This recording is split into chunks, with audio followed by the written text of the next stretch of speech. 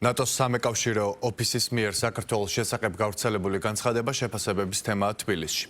უმრავლესობის წევრები ამბობენ, რომ ნატოს მისიებში ქართველმა ჯარისკაცებმა სიცოცხლე და ჯანმრთელობა გაიღეს. მათივე შეფასებით საქართველოს ყოველდღიური წინსვლა აქვს დემოკრატიის მიმართულებით, თუმცა ამის საპირწონედ მხოლოდ განცხადებები ისმის და რეალური ნაბიჯები არ ჩანს. ნატოს სამეკავშირო ოფისის განცხადებაში ნათქვამია, რომ ნატომ მტკიცედ უჭერს მხარს ბუქარესტის 2008 წლის სამიტსა და შემდგომ სამიტებზე მიღებულ გადაწყვეტილებებს იმის შესახებ, რომ საქართველო გახდება ნატოს წევრი. ჩრდილო-ატლანტიკური ალიანსის პოზიციაა, რომ საქართველო მტკიცედ მიჰყვება ევროატლანტიკური ინტეგრაციის გზას. ქვეყანა აქტიურად მონაწილეობს ნატოს ხელმძღვანელობით განხორციელებულ მისიებსა და ერთობლივ წვრთნებში, რითიც ადასტურებს მზადყოფნას, რომ წვლილი შეიტანოს საერთო უსაფრთხოებაში. ალიანსი აგრძელებს საქართველოს სუვერენიტეტის, ტერიტორიული მთლიანობის და დემოკრატიული განვითარების მხარდაჭერას. საქართველო ნატოს ერთ-ერთი უახლოესი პარტნიორია, ნათქვამია ოფისის განცხადებაში. სამხედრო მზადების თვალსაზრისით საქართველოს აქვს ძალიან მნიშვნელოვანი გზა გავლილი ნატოსკენ სulis გზაზე. ეს არის კარგი, ეს არის სწორი. ბოლო წლებში შეიძლება ითქვას, რომ ნატომ კიდევ უფრო მეტად შემოიტანა პოლიტიკური კომპონენტი. ამიტომ თუ შენ გინდა გაწევრიანება, პოლიტიკურ ნაწილშიც კარგად უნდა იყოს. ამიტომ ჩვენი მიზანი დღეს უნდა იყოს ეროვნული ინტერესების პრიზმაში ყველაფერი გავაკეთოთ იმისთვის, რომ პოლიტიკური და დემოკრატიული მომენტიც იყოს გამართული და ის შემდეგ შევძლებთ უფრო მეტი ნაბიჯები გადავდგათ წინ.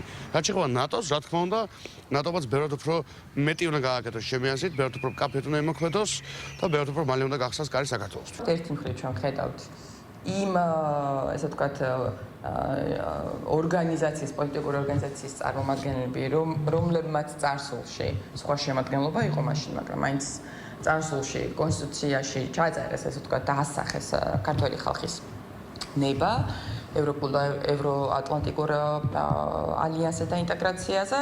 ეს ადამიანები ზუსტად აი ამ ჩვენს სტრატეგიულ პარტნიორებს გამალებით ლანძღავენ, მაგრამ ამის პარალელურად პარტნიორები, რა თქმა უნდა, ინარჩუნებენ ერთგულებას საქართველოს ევროპული და ევროატლანტიკური გზისათვის. ჩვენთვის საგანგებო მნიშვნელობა აქვს ნატოსთან ურთიერთობას და ჩვენ არაერთხელ დავამტკიცეთ, რომ ყველაზე მათ შორის წევრ ქვეყნებზე მეტი რესურსი გაგვაჩნია იმისათვის, რათა ერთად ვიზრუნოთ საერთაშორისო უსაფრთხოებას.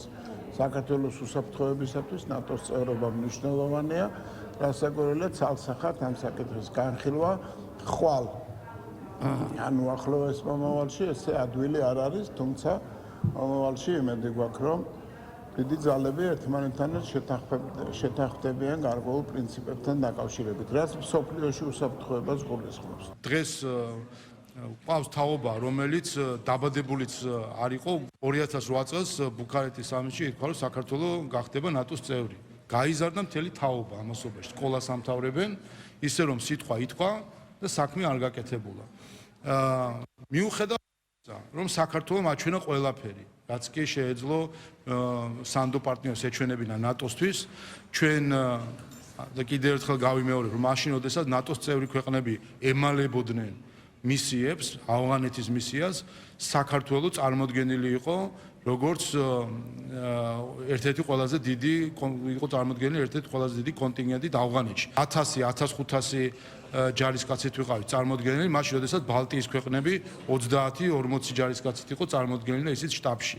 ასე რომ ეს ყველაფერი ჩვენი მხრიდან რაც შეიძლება გაკეთებული იყო იმისთვის, რომ გვეჩვენებინა როგორც ჩვენი სანდო პარტნიორობა, ასევე გვეჩვენებინა მნიშვნელობა საქართველოს მნიშვნელობა ნატოსთვის და ასევე გვეჩვენებინა ნატოს მნიშვნელობა საქართველოს. ეს ყველაფერი ვაჩვენეთ, თუმცა საპასუხოდ ხვდებით მხოლოდ სიტყვებს. კარგია განცხადება, მაგრამ განცხადებით ქვეყნის უსაფრთხოებას ვერ დაიცავს და ეს ჩვენ ვნახეთ უკრაინის მაგალითზე, რომლის მიმართაც ბევრი განცხადება კეთდება, მაგრამ საქმეზე რომ იდგება, ყველა ხვდება, რომ ნატოს ატომური ქოლგა არის ყველაზე ქმედითი დაცვა და არა განცხადებები ნატოს ოფისების მხრიდან. საქართველოს ყველაფერი აქვს გაკეთებული ევროპულ და ევროატლანტიკურ სტრუქტურებში ინტეგრაციის პროცესის დასაჩქარებლადაც და ზოგადად პოლიტიკურად ამ პროცესის წარმატებით დასასრულებლადაც.